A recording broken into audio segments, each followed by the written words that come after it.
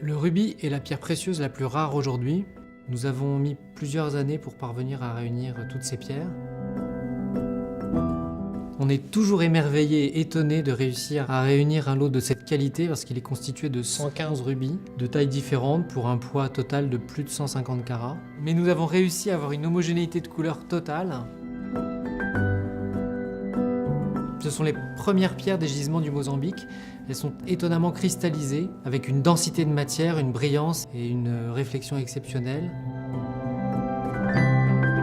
On est vraiment sur le côté vivant du rubis. Ce lot va guider la création d'une des montres bracelets les plus incroyables que j'ai jamais vues.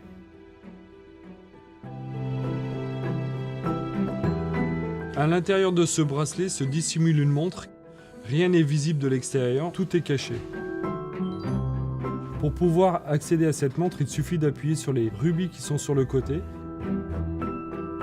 La maison développe constamment des projets de mécanisme et c'est l'âme de la maison de toujours travailler dans la recherche de nouveaux éléments et de permettre une évolution constante de toutes les fabrications de nos pièces. On retrouve un bracelet avec une montre complètement cachée, une montre à secret.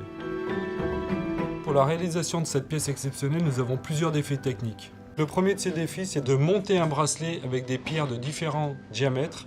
Chaque pierre a été ajustée avec précision pour ne former qu'une seule ligne.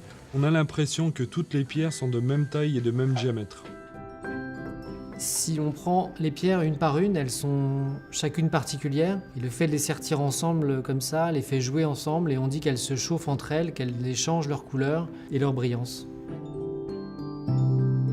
Le deuxième défi, c'est une charnière qui a été spécialement réalisée pour cette pièce. Cette charnière permet l'ouverture du bracelet sans que les pierres s'entrechoquent.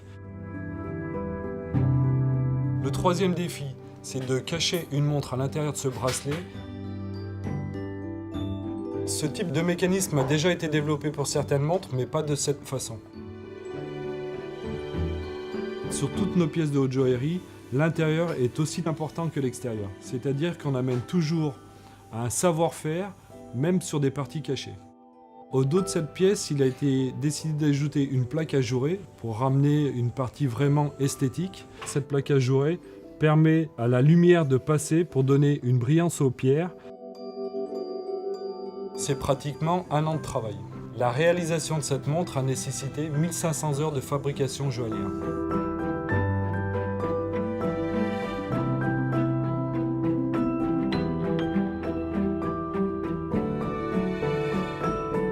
Quand on trouve un lot de rubis aussi exceptionnel, on imagine la pièce sans savoir même à quoi ce lot va être destiné. Et quand on voit à la fin ce fabuleux bracelet, on est fier de faire partie de tous ces métiers qui, entre eux, arrivent à construire et à développer des objets aussi magnifiques. Pour moi, la réussite est totale.